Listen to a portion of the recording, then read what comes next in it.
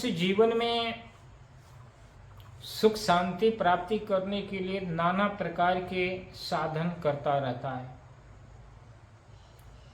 जप है, पूजा है, पाठ है, उपवास है, तीर्थ है, व्रत है, परंतु जब तक उसके जीवन में जो दैविक सद्गुण हैं उनको धारण नहीं करेगा तो जीवन में शांति नहीं मिल सकती। शांति प्राप्त करने के लिए लोग नाना प्रकार के उद्यम करते हैं, परंतु शास्त्रविद भी ये कहते हैं शांति तुल्यम तपो नास्ति।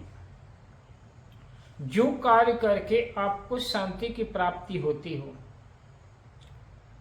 जो विधान जो विधि करने से आपके जीवन में वही आपके लिए सबसे उत्तम आध्यात्मिक कर्म है, वही आपके जीवन की तपस्या है। न संतोषात् परम सुखम, और संतोष से बढ़कर कोई सुख नहीं है।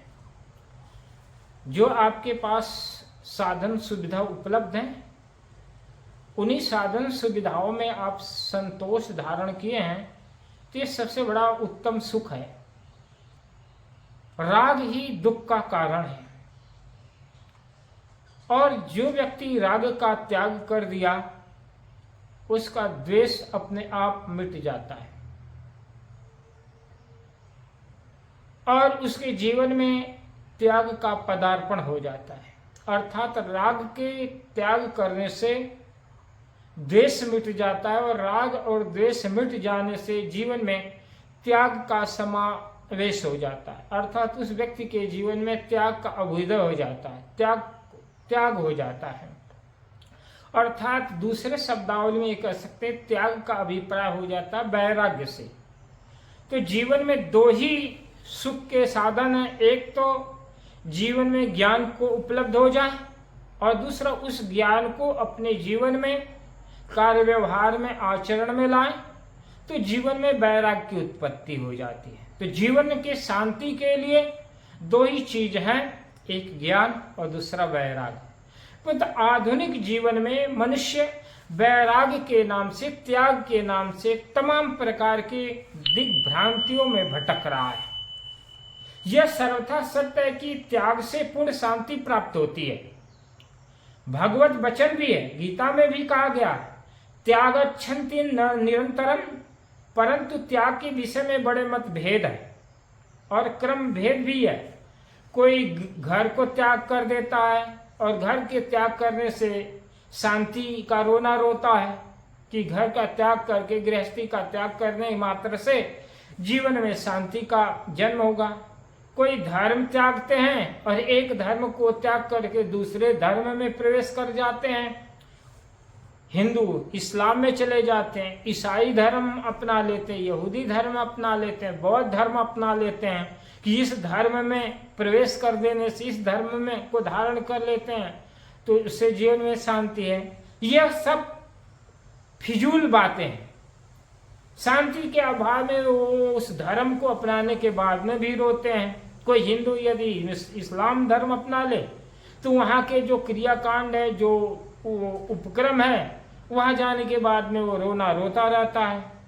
किसी ने कपड़ा त्यागा, किसी ने भभूत मली और भभूत मल करके अपने आप को त्यागी करने लगा।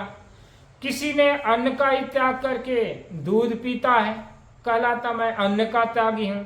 कोई कहता है मैंने नारी का त्याग करके ब्रह्मचर्य अपनाया है, तो कोई गृह का त्याग कर देता है, कोई वचन का त्याग कर देता है।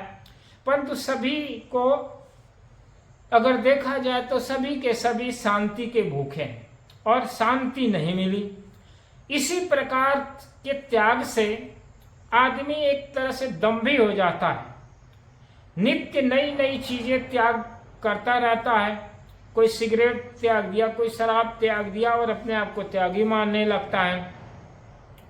परंतु केवल ये सारी चीजें करने से भी अशांति और उदासीनता, अशांति अर्थात उदासीनता बनी रहती है। भगवान कहते हैं कि त्याग में शांति है, अर्थात गीता में भगवान श्री कृष्ण कहते हैं त्याग से शांति मिलेगी। यह 100% सत्य है, परंतु प्रश्न उठता है कि त्याग किसका करें, कैसे करें। आज संसार में त्याग के नाम से आडंबर बढ़ रहा है, वह देखकर संसारी लोग विचलित हो जाते हैं और त्याग की वैरायटी देख करके, अर्थात जनता को भक्ति भाव के बदले में कानों को फाड़ते हैं, बालों को काटते हैं, नाना प्रकार के उद्यम करते हैं। बहुत लोगों के समझ में ये बातें समझ में नहीं आती है कि क्या त्यागें, क्या त्यागें, न त्यागें। ये तो बात सत्य है कि शांति पाने के लिए त्याग अनिवार्य है। गुफा, वन या गिर कंदरा में रहना, अंग को व्यंग वेश युक्त बनाना, ये शांति के क्रम में लोग नाना प्रकार के त्याग करते हैं। ऐसी गलत धारणा सारे संसार में फैल रही। लेकिन ध्यान योग द्वारा मन शांत करना सारे लोगों के लिए सहज ही संभव है। अगर ये सारी चीजें खटकर न करे और ध्यान साधना करने लगे और अपने जीवन में विकारों का त्याग कर दे, अपनी वासनाओं का त्याग कर दे, आसक्ति का त्याग कर दे, काम क्रोध राग द्वेष लोभ का त्याग कर दे, तो उसके जीवन में शांति हो सकती है। संसारी जन एक और भ्रांति में ये समझते हैं कि संसार के रसहीन मौज मजे बाल बच्चे घर इतना संसारी लोगों का धर्म है। ध्यान त्याग योग ये तो सब गृह त्यागी साधु संतों का काम, बैरागियों का काम है। परंतु संसार में जो फंसा हुआ है उसी व्यक्ति का धर्म बनता है इन सब चीजों का त्याग करना। जिनके पास है ही नहीं है तो वैसे ही त्यागी हैं। संसार जिसका है, औरत बाल बच्चे जिसके हैं, कारखाने व्यापार उद्योग जिसके हैं, घर संपत्ति जिसके हैं, उसी के लिए योग ध्यान और त्याग भी है। इसमें संदेह नहीं है कि त्याग की आवश्यकता है। परंतु त्याग किसे कहते हैं? त्याग कहते हुए अनंत त्यागी जन फकीर बनकर फिर रहे हैं, नाना प्रकार के भेष बनाकर फिर रहे हैं, नाना प्रकार के जो है कुंडल पहन रहे हैं, जल में शयन कर रहे हैं, आग में तपा रहे हैं अपने आप को, ग्रीष्म ऋतु में 5 जगह आग को जला करके। परंतु यह न्याय संगत उत्तम त्याग नहीं। त्याग के विषय में मुझे एक ऐसे इस टाइप के जो त्याग से जीवन का कल्याण नहीं होता है। आप अगर त्यागना चाहते हैं तो अपने अंदर की भ्रांतियों को त्यागिए, आसक्तियों को त्यागिए, काम क्रोध राग द्वेष का त्याग कर दिए। इससे आपके जीवन में शांति का जन्म होगा और आपके जीवन में धर्म का अभ्युदय होगा, धर्म का पदार्पण होगा। सच्चे मायने में आध्यात्मिक और धार्मिक व्यक्ति तभी आप कहलाएंगे। इसलिए जो लोग अपने आप को बाहर की विषय वस्तुओं को त्याग कर अपने आप को त्यागी मानते हैं, वास्तव में वह एक तरह से आडंबरधारी लोग हैं, दिखावे वाले हैं। जिस तरह संसारी धन का लोभी है, उसी तरह से त्यागी क्या है?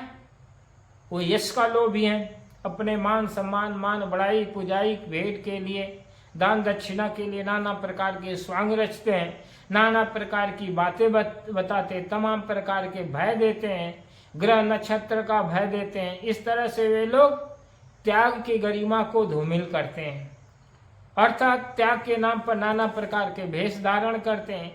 कुछ लोग जटाएं बढ़ाते हैं, कुछ लोग जटाएं कटा लेते हैं। इस तरह से त्याग के बारे में अगर देखा जाए तो नाना प्रकार की भ्रांतियां हैं। लेकिन वास्तविक त्याग तो यह है जो कि आप संपूर्ण विकारों से मुक्त हो जाएं, चाहे आप किसी भी परिस्थिति में, चाहे त्यागी हैं या चाहे गृहस्थ जीवन में जीने रहें। आपके उच्चतम कार्य व्यवहार, आपके आचरण ही आपके जीवन में शांति लाएंगे। अर्थात सच्चे मायने में वही त्यागी है जो समस्त विकारों को त्याग दिया है, सारी अज्ञानता का त्याग कर दिया है,